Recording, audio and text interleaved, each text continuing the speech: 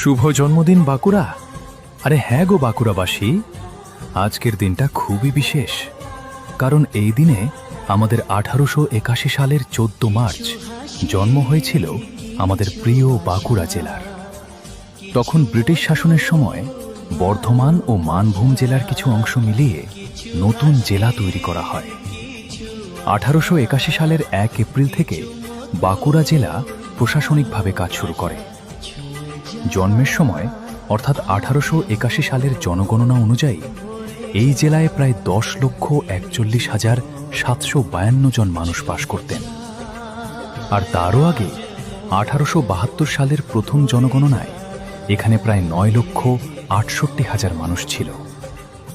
আজ সময়ের সাথে সাথে এই জেলার জনসংখ্যা বেড়ে 35 লক্ষেরও বেশি হয়েছে।